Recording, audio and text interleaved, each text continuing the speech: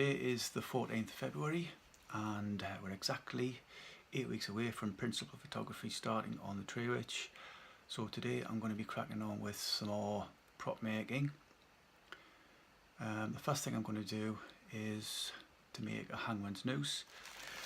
So this is the rope that I've got, just a normal rope from DIY place.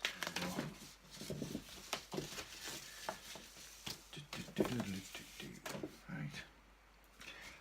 The first thing is to make an S shape like this. So you form kind of two loops, but it's an S shape basically. And then what you do is turn that around and over, and you're creating loops. So trying to keep it as tight as possible. A traditional Hangman's noose has 7 of these wound around. Should have about a couple of 2 to 3 inches left, and that tucks into there. That tucks into that loop there, and then what you do is you pull, trying to keep that tight, and then you pull this down, and that kind of bites that. You end up with your traditional kind of knot there, and then you just adjust the length of the loop as much as you want. There you have it, Hangman's noose. Okay, so the next prop that I'm going to make is a length of chain, or a number of a length of chains.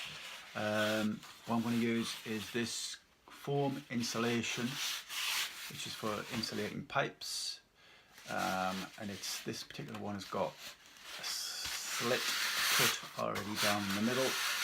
So I've got another length that hasn't got the slit down the middle. So what I'm going to do is I'm going to cut this into sections to make some small links, and I'll have, so every second one I'll be able to use this one that's open and kind of link it into ones from the other tube which won't have a hole in, so I'll kind of just link them all together. So all I'm going to do is, I've got a little scalpel here, and I'm going to cut them. I'm just going to cut through, and it cuts through really easily, and I'm just going to try and keep it an even length all the way around the tube. And this is really lightweight, it just goes through literally like a knife through butter, and that just comes off like that. Yeah, and then you've got one link there. Now obviously they need sticking together, but that will allow me to kind of put it through the solid link from the other tube, so that'll just go over the link like that, and I'll stick that one down after I've spray painted them. So what I'm going to do is I'm going to cut loads of these out, and then I'm going to spray paint them with metallic spray paint, leave them to dry, and then form the chains. So one of the difficulties I've had so far is when I started using this scalpel, what I found was I was getting an uneven cut trying to cut round the tube, so I was ending up with one end of the chain thicker than the other end.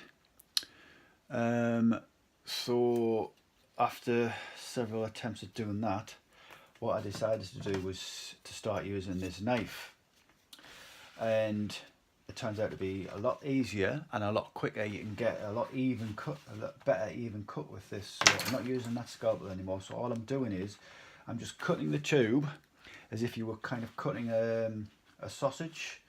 So you just select your width, slice through it, and you get a pretty even kind of width all the way around for the chain link. So this is proving to be a lot easier and a lot simpler, quicker than using that scalpel. All my chain links are dry. I've got half of them, I've got a slit in like that, half of them a hole. So all I'm going to do is I'm going to slit that through. Just be careful not to break them because they are quite fragile. And what I found is if you end up with the join kind of in the middle of the next link, so when you put the next one in, that kind of hides the join, and then there's no real necessity to kind of fix those two joints together. All I'm going to do is just continue to pop these through one at a time.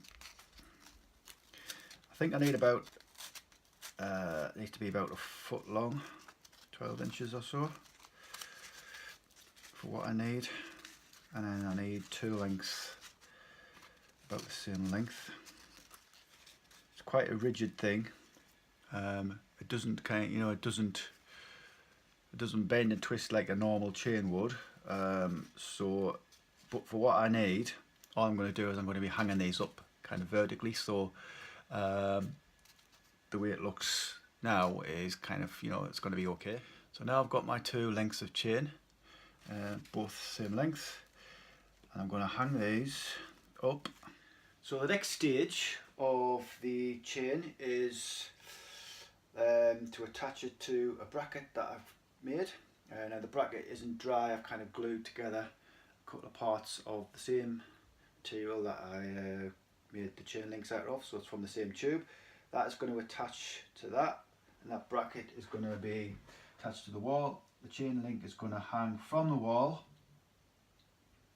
and then at the end of the chain I'm going to attach these cheap handcuffs which I got from a costume place, and that is going to hang down here like that, and there's going to be one on the other side of the bed, and again it's going to be one of Alice's props. It's not going to be used to chain anyone to the bed, it's just going to be there, one of the odd and quirky things that Alice has got in her bedroom.